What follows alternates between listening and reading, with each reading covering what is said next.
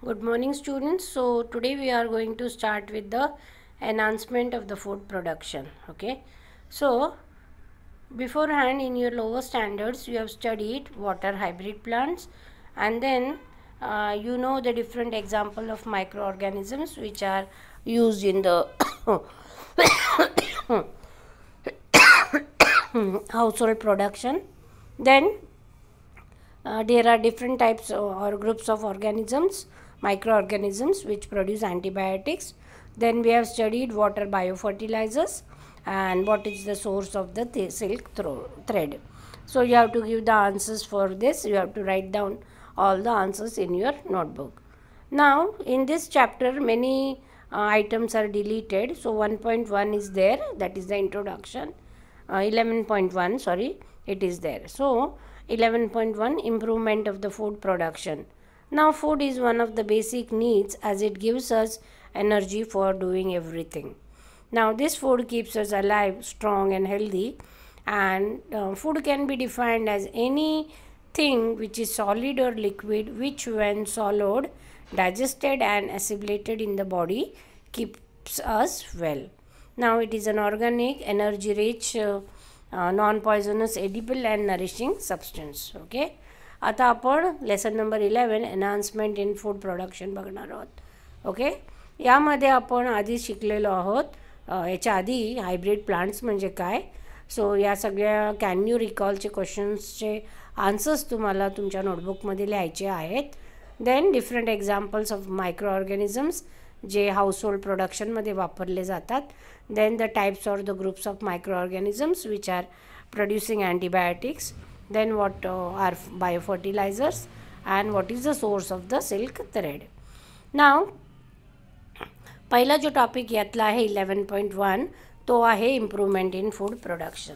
त्यासाठी आधी फूड म्हणजे काय, तर फूड ही आपली एक बेसिक गरज आहे आणि फूडपासून आपल्याला एनर्जी मिळते काम करण्यासाठी किंवा एकंदरीत सर्व काही करण्यासाठी फूडकडनं आपल्याला एनर्जी मिळते. फूडमुळे आपण जिवंत राहतो, स्ट्रॉंग राहतो, हेल्दी राहतो. आणि फूडचं जर डेफिनेशन बघितलं तर कुठलीही गोष्ट सॉलिड किंवा लिक्विड जेव्हा आपण सॉलो करतो, डायजेस्ट करतो आणि ॲसिम्युलेट करतो त्यामुळे आपली बॉडी एकदम चांगली वेल ठेवली जाते. अशा याला आपण काय म्हणतो, फूड. आता फूड हा एक organic, energy rich, non poisonous, edible आणि नरिशिंग सबस्टन्स आहे. Okay. Now green plants they synthesize their own food material through the process of photosynthesis, but the animals including the humans they cannot synthesize their food at their own, and hence they depend upon the plants directly. Okay. The famine is responsible for the dearth of the food besides the rapid and dramatic increase in the world population over the time. To meet this increasing demand for the food, there is need for improvement of the food production as well as both quantity wise and quality wise, that is nutritive value should be increased. Now for this the animal breeding and the plant breeding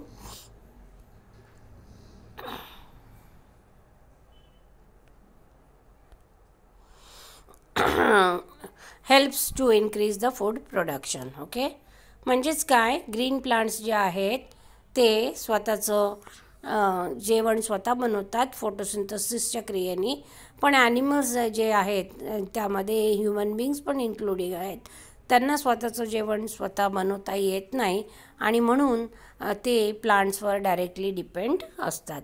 आता जेव्हा कधी अकाळ येतो, famine येतं, okay, त्यावेळेला फूडची स्कॅर्सिटी होते आणि जरी जे आपलं वर्ल्डचं पॉप्युलेशन आहे दिवसेंदिवस रॅपिडली आणि ड्रास्टिकली इन्क्रीज होतं, त्यामुळे हा जेवणाचा जो साठा आहे तो कमी होतो. आणि जर आपण म्हणतो की डिमांड फूडचं खूप सारं आहे आणि जो साठा आहे आपल्याकडे तो कमी आहे आणि म्हणून आपल्याला गरज आहे की फूड प्रोडक्शनमध्ये इम्प्रूव्हमेंट केली पाहिजे. त्या फूडची क्वालिटी आणि क्वांटिटी दोन्हीही आपल्याला इन्क्रीज करता आली पाहिजे. क्वालिटी म्हणजे त्याची न्यूट्रिटिव्ह व्हॅल्यू इन्क्रीज करता आली पाहिजे आणि यासाठी फूड प्रोडक्शन इन्क्रीज करण्यासाठी प्लांट ब्रीडिंग आणि ॲनिमल ब्रीडिंग आपल्याला मदत करतं. आता याचे पुढचे जे टॉपिक्स आहेत 11.2, 11.3, ओके, 11.4 हे डिलीटेड आहेत. सो यानंतर आपल्याला 11.5 आहे. 5 नंतर परत 11.6 डिलीटेड आहे. ओके, त्यानंतरचे बाकी टॉपिक्स आहेत.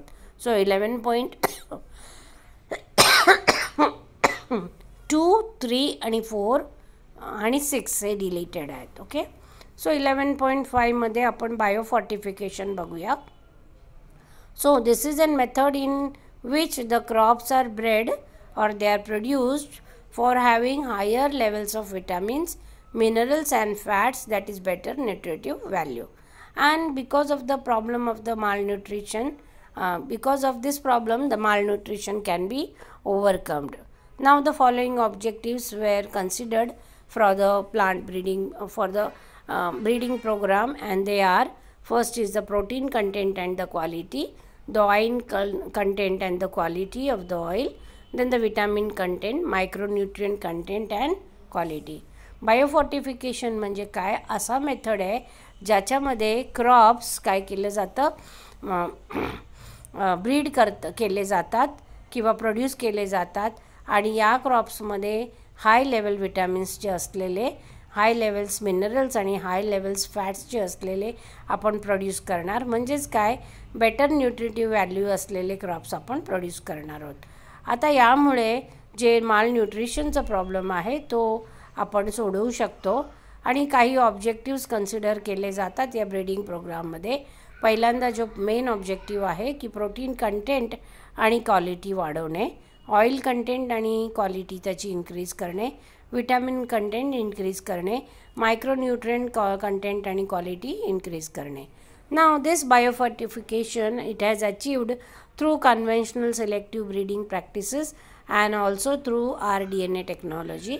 Now it focuses on making the plant food more nutritive as plants grow or develop. म्हणजे बायोफॉर्टिफिकेशन आपण कन्व्हेन्शनल सिलेक्टिव्ह ब्रीडिंग प्रॅक्टिसेस आणि rDNA टेक्नॉलॉजी हे प्रोसेसेस वापरून आपण मिळवू शकतो.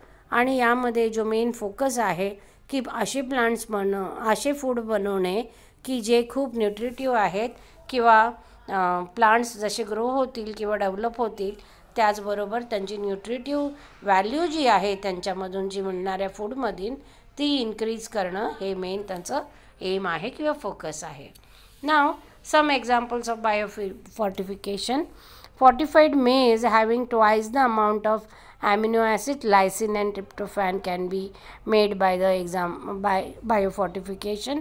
Then wheat Atlas 66 has a high protein content, and iron fortified rice has 5 times more iron. They are developed.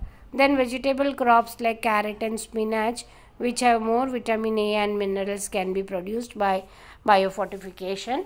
Vitamin C enriched bitter gourd and tomato have been developed by the IARI. काही बायोफॉर्टिफिकेशनचे examples आहेत की मेज fortified बनवला जातो ज्याच्यामध्ये normal बेसपेक्षा double अमाऊंटमध्ये amino acid, lysine आणि tryptophan असणारे. व्हीट ॲटलास 66 ज्यामध्ये हाय प्रोटीन कंटेंट आहेत आणि आयर्न फॉर्टिफाईड राईस ज्यामध्ये 5 टाइम्स जास्त आयर्न आहेत ते डेव्हलप केले जातात. व्हेजिटेबल क्रॉप्स जसे कॅरेट आणि म्हणजे गाजर आणि स्पिनॅच म्हणजे पालक असे बनवले जातात ज्यामध्ये जास्त प्रमाणात विटॅमिन ए आणि मिनरल्स आहे. विटॅमिन सी असलेलं बिटर गॉर्ड म्हणजेच काय कारलं, टोमॅटो IARने डेव्हलप केलेले आहेत. Okay, so with this we have completed 11.5 okay, and then 11.6 बाकी डिलीटेड आहे. नंतर आपण डायरेक्टली आता 11.7 ला सुरुवात करणार. ओके.